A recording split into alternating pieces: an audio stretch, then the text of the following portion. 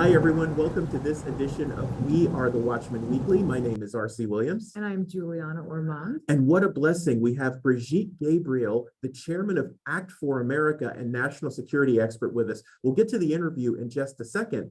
But first, we'd like to tell you about our sponsors and share some really important information with you. So when you're thinking about your investments as a believer, do you really know where the money's going in your 401k or your 403b or any individual investments that you're doing? Are you sure that they align with your interests? That's the question that's on your spirit that you need to answer. Art Alley and the team at Timothy Plan have been at this almost 30 years, and they can show you the path to biblically based investments. The entire business is focused on nothing but that.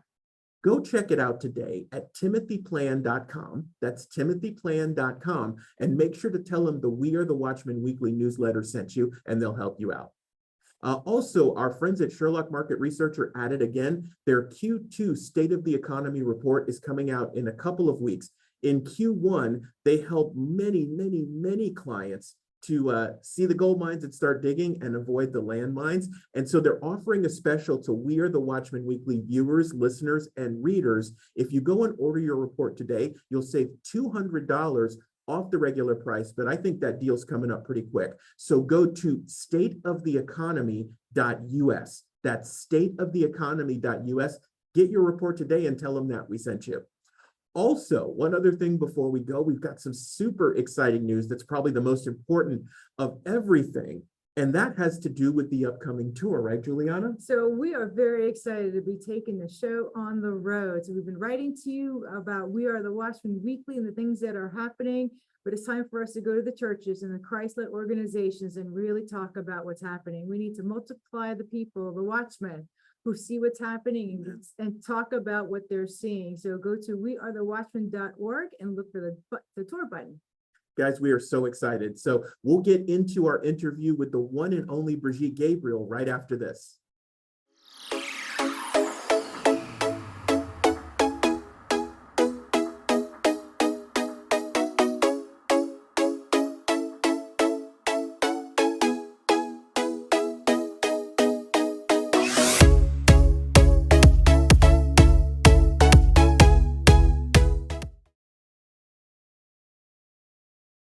Hey everyone, welcome back to We Are the Watchmen Weekly. Boy, do we have a treat for you today. Joining us on the Great Commission Newsline, powered by the Timothy Plan, is the one and only Brigitte Gabriel, national security expert, New York Times bestselling author, and chairman of Act for America. Her latest bestseller is the book Rise, and you can learn more about Brigitte at brigittegabriel.com. Brigitte, it is a blessing to have you on the show with us.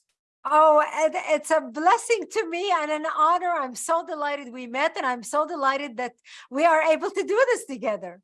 You know, Brigitte, as we're doing this, there's so much going on in the world, and you were with us here in Orlando a couple of weeks ago, and in our takeaways for our time together, people don't realize where we are today, the state of the world, or where the United States is today. And with someone with your background, I think it's helpful for people who have maybe heard of you or don't know you, if you can give us your background and your testimony as to how you got here. Wow. Well, thank you for asking that question, because you are correct. A lot of people watch me on TV, on Fox News, on Newsmax, and they have watched me over the years, but they have no idea about my background. You see, I was born and raised in Lebanon, which used to be the only majority Christian country in the Middle East. We were open-minded, we were fair, we were tolerant, we were multicultural. We prided ourselves on our multiculturalism. We had open border. We welcomed everyone into our country. Boy, does that sound familiar so far? Yes. You know, because we wanted to share with them the westernization which we had created in the heart of the Middle East. Beirut became Paris of the Middle East, the banking capital of the Middle East. Unfortunately, we imported so many people who came to our country who did not share our values. And when they would say, we hate you, we want to kill you, we want to change the country, we didn't believe them, because we thought there's no way that can possibly happen. We're such nice people. We're such generous people. We help them out. But unfortunately, the people that we took in turned against us. My 9/11 happened to me in 1975 in Lebanon, when radical Islamists blew up my home, bringing it down, burying me under the rubble wounded. I ended up in a hospital for 2.5 months and later ended up coming back home, but my home was no longer the home I left. I ended up living in an underground bomb shelter in an 8 by 10 room without electricity, without water, and very little food. And that's where I lived for the next 7 years of my life, Wow. robbed of my youth. And this became my life. By the time I became 20 years old, I had buried most of my friends who died because of radical Islamic terrorism. I had only 4 friends alive by the time I was 20. So I understand what happens when people turn a blind eye to evil, thinking, oh, that doesn't affect me. You know, when I hear people say, oh, let them all kill each other over there, they've been fighting for 2,000 years. It doesn't matter what you are witnessing around you, whether in your community or anywhere else in the world. If you bury your head in the sand, pretending this problem does not affect me, it will affect you sooner or later. And that's why those who don't learn from history are doomed to repeat it. And so that's my upbringing, and that's where you hear a lot of the passion in my voice. Why I'm fighting. I ended up coming to the United States in 1989 by marriage. I came from Jerusalem because I was working there and news anchor for World News. And that's how I came to America in 1989 after marrying an American war correspondent. And I thought I left all the crazies behind. I came to America to build a new life. September 11th changed all that for me. September 11th was a defining moment for the United States, but it was specifically a defining moment for me. For our country in general, it changed the way we travel. It changed the way we watch television. It changed the way we bank. I mean, who can forget? Everybody remembers exactly what they were doing on 9/11. Right. And 9/11 was a defining moment for America. But for me in particular, it literally changed my life. My daughters came home from school that day and they had no idea what had happened. And they were watching the images of the World Trade Center come down again and again, like we all did that day. Any of you watching us right now, if you were anywhere near a television set, we were parked in front of that TV set. We couldn't get enough news. So my daughter looked at me and she said, Mommy, why did they do this to us? And I vowed that I had to repeat to my daughter the same answer my father gave me when I asked him that question when I was laying in a hospital bed. And I said to her, they hate us because they consider us infidels and they want to kill us. So here we were, 2 generations apart, 2 continents apart, 30 years apart, 8,000 miles apart. And I had to repeat to my daughter the same answer. That day was my defining moment. That day, I vowed that I will do everything I can to make sure that my daughter will never, ever have to look into her child and repeat to him or her the same answer my father gave me. That's the day I was reborn as an activist. I just can't imagine. My grandparents came here from Germany. They're German. When Hitler came around, and I'm looking at my America over the last 50 years going, this is not the America that my grandparents came to. And how is it that America really doesn't believe it could happen to us? What can we do to wake people up to say, you know what, we're not immune? Right. Right. Yeah, it does.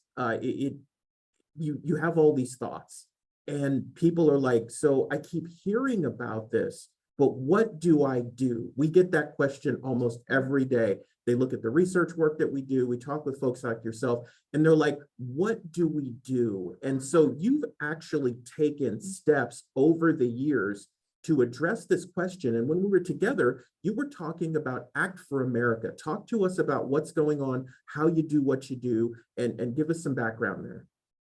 Thank you. Great question. So after 9/11, I laid on my couch in my family room watching television and praying, God, what can I do? Because I remember Kennedy's quote, ask not what your country can do for you, ask what you can do for your country. And as a new legal immigrant to the country, when we immigrants come here, when we cross the oceans to come to America, we work so hard to become a part of the American fabric, not like the criminal illegals who are breaking the law to come into our country as criminals right now. But immigrants like me, like your parents, Juliana, like your great-grandparents, RC, like all the people that made America great, we came to America because we wanted to be a part of the American dream. We wanted to be a part of the experiment that made the greatest, most exceptional, most incredible country in the world, where you as a human can be all you can be, where the sky is the limit, where our founding fathers in their wisdom gave us incredible rights and a constitution that stood the test of time. So when we come to America, we say, how can I prove that I am worthy of the American citizenship? How can I prove that I am worthy to join this group of exceptional people who came from all over the world, not to make themselves great, but to be a part of the great experiment called the United States of America? Because they all came here and they all wanted to be Americans. They didn't want to be Vietnamese. They did not want to be Italians. If our countries were so hot, we wouldn't be in America right now. But they came here to be Americans. And by the way, do you speak German, by the way, Juliana? No, of course not. Because the first immigrants that came to this country up until 20 years ago, immigrants that came to this country wanted their kids to speak English. I did not teach my daughters one word of Arabic. Arabic was my mother tongue. I did not teach my daughters one word of Arabic. I told them, you're Americans, we speak English. This is an American household. By golly, this is a red, white, and blue household. And so the first generation, that's how we were. So I was from that, what can I do to make a difference for my country? And I realized very early on, I'm a firm believer that every single one of us in life has a purpose. Every single one of us has a destiny to fulfill. And I was so fortunate that I realized my purpose very early on in life. September 11th happened. I was in my mid-30s. And I said, I found my purpose. I come from a media background. I was a news anchor. I can talk to the media in sound bites. I have tanned skin. I'm Mediterranean. My mother tongue is Arabic. I'm a woman from the Middle East. I can say things to America and educate about the threat that America is facing better and more effectively than most Americans can. So I decided I'm going to create an organization called Act for America, and I'm going to travel the country and I'm going to educate people about the threat of radical Islam to world peace and our national security. Because remember, at that time, when I started my organization in 2002, Antifa did not exist, Black Lives Matter did not exist, Iran did not have nuclear weapons or developing nuclear weapons. China it was not the power that it is today. Remember, we used to tell our kids, finish your peas. There are starving kids in China. Yeah. Well, that's no longer the case. Right. It's amazing how the world has changed in 20 years. Yep. So I started traveling and I started speaking, and I would speak to groups as big as 10,000 people sitting in, some of these mega churches, or to group as small as 8 people sitting at a small country restaurant in the country. And one question kept coming up no matter where I spoke. Now that I'm educated, what can I do? Give me something to do. And I learned very quickly that while education is important, education by itself is not sufficient. Education must be coupled with action.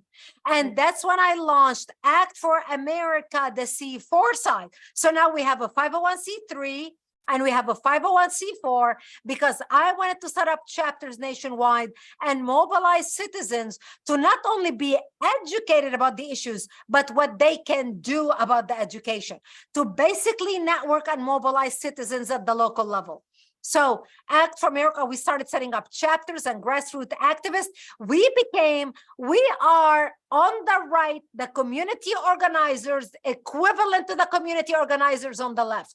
Now, we started later, they've been doing this for 20, 40 years. Yeah. We started after 9/11, but it's never too late to start. And I'm proud to tell you that today, Act for America has been responsible to passing 192 bills at the Wow. federal level and the state level to secure the country.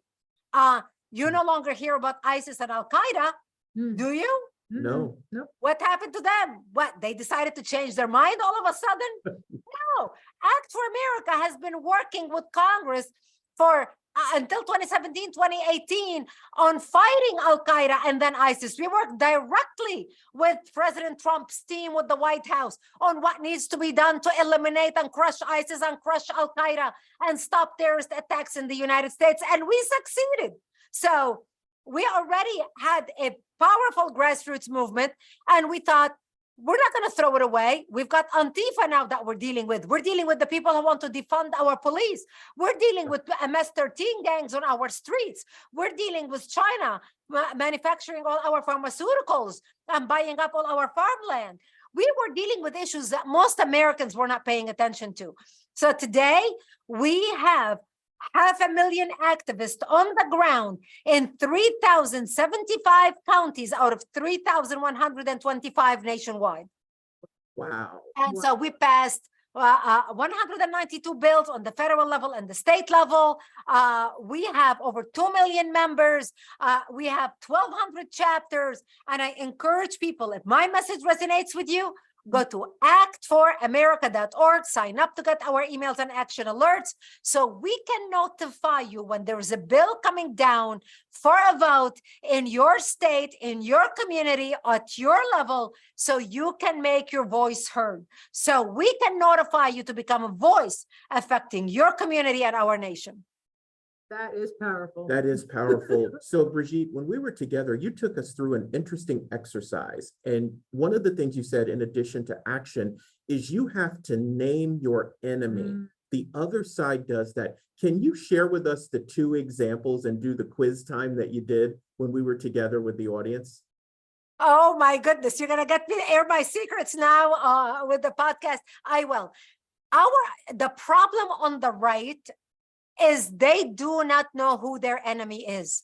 And this is why when Act for America, when I go talk to Republican groups and conservative groups and Tea Party groups and libertarian groups and whatever group it happens to be, especially people who are very active politically, who are really engaged, who really belong to a group, who really attend the meetings once a month, eat the rubber chicken, socialize, listen to a great speaker, and everybody feels so good. Oh my gosh, we got our picture taken with Brigitte Gabriel and General Flynn and Don Jr. and Charlie Kirk and Candace Owen and Janine Pirro. I mean, you name it.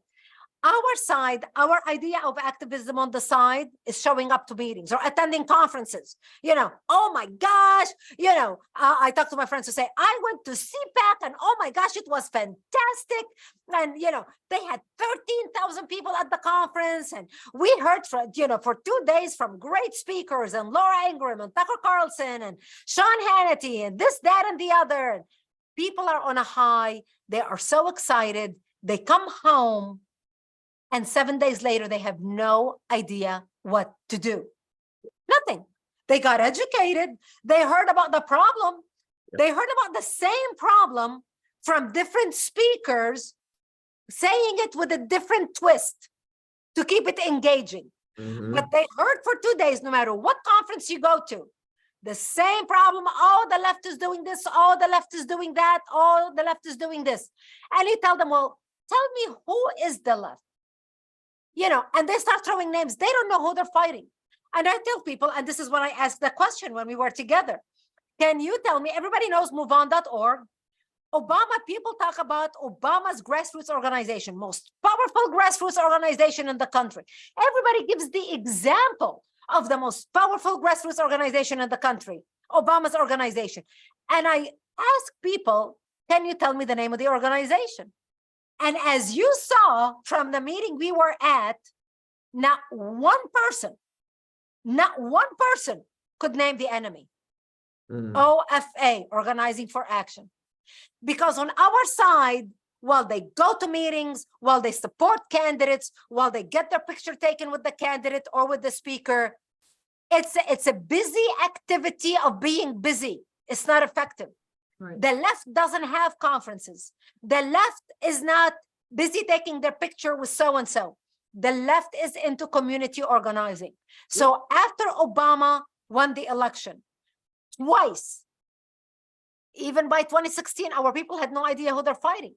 And like I asked at the conference, so Obama's organization became a part of a bigger organization that now has 6,000 groups nationwide. Can you tell me the name of the organization? And again, in our group, not one person knew the name of the organization. Not one person could name thy enemy. And the group was indivisible, indivisible.org. And so here we are in 2023, that after Obama left office and it became indivisible, and indivisible now is that big, our people still talk about, oh, the left is doing this and the left is doing that. No, the left has a name. It's called Indivisible and Resist. They have groups. They are in your community. If you go on indivisible.org and type in your zip code, you will be able to see how many chapters are around you or within 50-mile radius or 100-mile radius or whatever you want to put. They are organized. Our side is too busy attending conferences, attending luncheons, hearing speakers, and feeling busy. That's not effective. That's busy. My favorite word in the English language is the word effective. We Act for America is effective because we know our enemy, we know who we're fighting, we know what they're doing, we know what bills they're introducing, and we are meeting them at their level. The problem is they are funded and we are not. We operate on a shoestring budget. We beg people to stand with us at $1 a day. Stand with us at $1 a week. We beg. They have money coming out of their ears. Our side feels, if I listen to talk radio and I watch television and I get educated, you know, I'm doing something. I'm active. By golly, I vote every 2 years. Well, a lot of things happen in between the 2 years between voting. Right. And that's why we need people engaged. And if my message resonates with you right now, those of you who are watching this podcast, please go. You want to be effective? Please go to actforamerica.org. actforamerica.org. Sign up to receive our emails and action alert. They're free. They don't cost you anything. We want to be able to reach you when there's a bill coming down for a vote so you can make your voice heard and become a member. Stand with us as a member. Sign up as a member, whether at a monthly donor, monthly Patriot partner, so we can count on how much we have, so we can fight the left, so we can grow, so we can organize. We are doing what we are doing on a shoestring budget, but we need many, many more people involved to stand with us. So again, I urge you, if this message resonates with you, go to actforamerica.org, sign up as a member and join us, start a chapter. If you have a group already up and going, we will support you. We will put all our resources and our weight behind you. We believe a rising tide lifts all boats. We are not here to make you change your name. We're here to come behind you and support you and let our members who don't have a group near them to join your group. So together we can be stronger. So Brigitte, before we go, because we want to talk a little bit about France, but before we let you go, but something else that you mentioned at our meeting really stuck with us. And it was around those who have means to support, right? You said the other side of this, Indivisible and Resist and OFA, they've got money coming out of their ears. You gave a description of these organizers when they talk to people who have means and they say, here's exactly what we need. Here's when we need you to do it. Here's what's going to happen. Here's when you're going to deliver the money. And it's like, on our side, it's almost like it's offensive to try to defend your freedom. Right? Well, the other side is completely fine with saying, hey, rich person, here are the 5 things you're going to do right now, including giving us your cabin in Aspen for a retreat. So these people are ready to go and hit the ground running when they organize. Like the work that you're doing is so important. And that was for the people who watch our podcast, who have the means, clearly understand what Brigitte is saying to you and why this is so important. It's not enough to go to the conferences, go to the meetings, and eat the rubber chicken. you've got to put your money where your mouth is and get to work, because the other side, I equated it. I said, look, we're standing over here in a gentlemanly sword fight. Meanwhile, they're in close quarter combat using Krav Maga to poke us in the eye and punch us in the throat. That's right. Our side, and thank you for bringing this point up because it's so important, RC.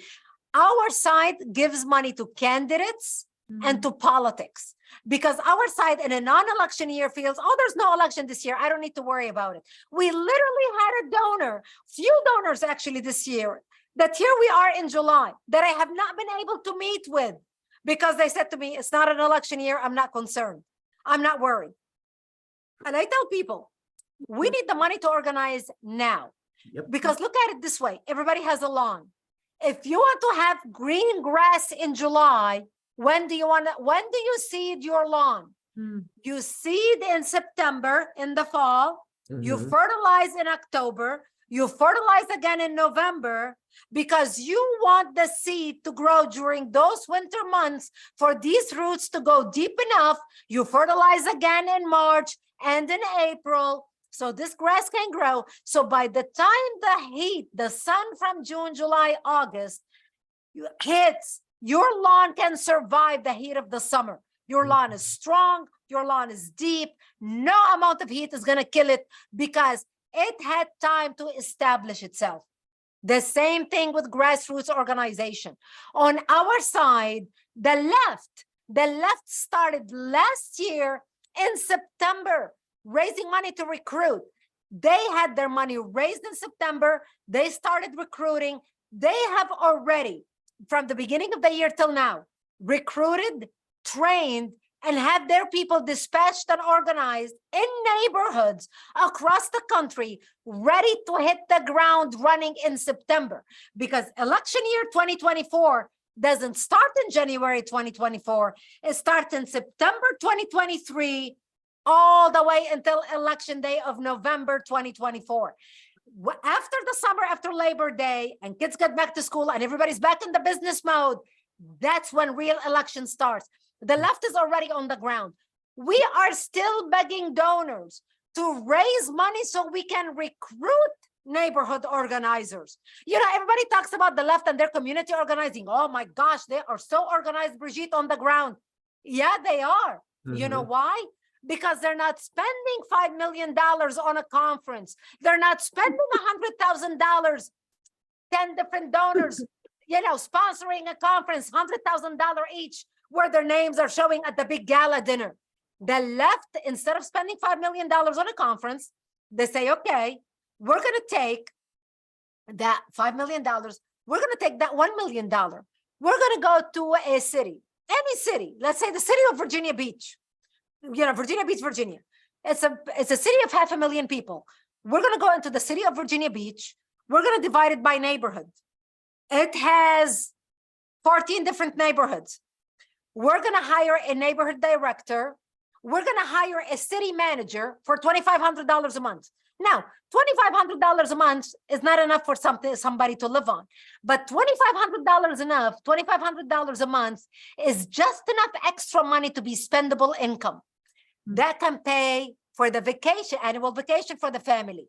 That can pay to go out to dinner, to buy the nice things, the big screen TV, to create a media room, to add that new kitchen, or to update our kitchen. So what they do is they pay a city director $2,500 a month, just enough so they're not a volunteer, but to keep them accountable to the leadership. And that city director will oversee the 14 volunteers who are the heads of every neighborhood. So they take their money for $100,000, how many cities they can sponsor in a state. Our people donate $100,000 to be a sponsor of a gala dinner, of a conference. Can you imagine how many sponsors at a conference that cost $1 million or $5 million? The left doesn't spend their money on conferences or on candidates. They invest in the engine, which is the grassroots, because it doesn't matter. They keep building the engine because it doesn't matter what candidate comes and goes, elections come and go, but the machine is there and the machine keeps growing. They keep investing in the machine, making it bigger, powerful, stronger. The candidate is just the paint over the car. You can change the paint, but the engine is what the left invests in. We are the engine. We are appealing to you to help us win elections. Help us organize on the community level. We are worthy of your investment. We need you. Go to actforamerica.org. We are a foundation. Your donation is 100% tax deductible because we're not lobbying. We are mobilizing citizens to lobby. So the constituents are lobbying their elected officials and they are organizing. We, the organization, is not lobbying. And that's how we are able to do it under the 501c3. Brigitte, it's mission critical. And when you were talking about the comparisons between the two, it's like I'm taken back to the first Rocky movie where Apollo Creed thinks it's a show and his trainer tells him, you think this is a show. He thinks it's a fight.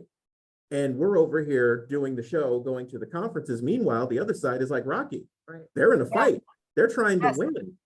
That folks, don't let that be lost on you when you watch this or rewatch this conversation. It's so important that you get that part. Go back and listen to Brigitte's description of the differences so that you understand how important it is. Brigitte, before we let you go, we do want to talk a little bit about the situation in France because of your expertise. So as we're doing this show, France in large part is on fire, and it has a lot to do with radical Islam. So what is your take on what people are seeing right now as they try to make sense of what's happening? Well, look, this is just a replay of what's been happening for the last 2 decades in France. I mean, remember the riots of 2005. Remember the riots of 2010. Remember the riots again of 2014. This has been a recurring theme. As a matter of fact, it was Fox News, the Crown Prince of Saudi Arabia was bragging about how he controls 14% of Fox News. That back in 2010 told Fox News when Fox News was saying Muslim youth riots and burns cars. This is when they were burning Paris. He said within half an hour after he placed the phone call to Fox News, the title was changed to Riots in France. So this brewing tension between Muslim and Muslim youth and radical Muslim youth in France and the Muslim population has been brewing for decades. Because here's what's happening. The Europeans enjoyed after World War II bringing all these Muslim workers into Europe because they wanted free, cheap labor to come and rebuild Europe. So they started bringing these Muslim workers who were able to work for very little money. And then the Europeans decided, you know, we are enjoying so much this cheap labor. Why don't we have the family reunification program where they can bring in their families? Because, you know, they have the right to have their families with them. So all of a sudden, all these Muslim workers in Europe started bringing in their families. And that's when we started seeing the tension rising, whether in France, Belgium, England, all over Europe, Norway, etc. And so when these Muslims started collecting money from the government, the welfare, the social programs, and they started realizing, hey, we don't have to work hard. Our kids can go to madrasas or Islamic schools.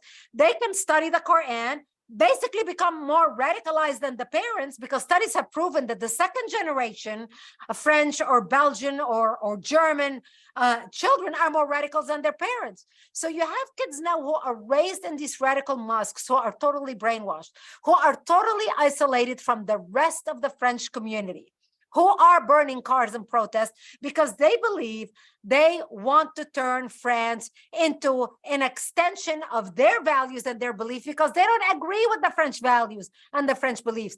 And that's why you saw Macron, and that's why you started seeing the new presidents started really cracking down on Islamic radicalism, because all of a sudden France woke up and realized, we like our ways. We do not want women to be wearing hijab. We do not want students. We do not want to be forced to have doctors wearing hijab, practicing operating in operation rooms. And that's why you started seeing the rising tension. And this is just as the spark. What happened over the weekend was just the spark with this teenager to create it, to be used as an explosion of racism between the French and the Muslim youth, that now the rest of the world is jumping in and saying, oh, this is discrimination. Look what France is doing to the Muslim youth, blah, blah, blah. It's just they're using it as a tool to create a problem. unbelievable. And this actually fits, Brigitte, with what you described, even with Act for America, is you have to name your enemy. You That's have right. to understand how they operate, and then you have to have an action plan to address the threat and deal with it. People, wake up. You That's gotta right. wake up. Oh my goodness. Even when you're Yeah. saying your enemy is your own government. Yes. Yes, be conscious. Brigitte, this has been an amazing discussion. We thank you so much. Once again, tell people how they can help you and where they can find more information. People can go to actforamerica.org, Act for America. And again, we named the organization Act for America. Not think about America, hope for America, wish for America, or pray for America, but act for America. You should think, you should pray, you should hope, you should wish for our country. But without action, nothing happens. Faith without work is dead.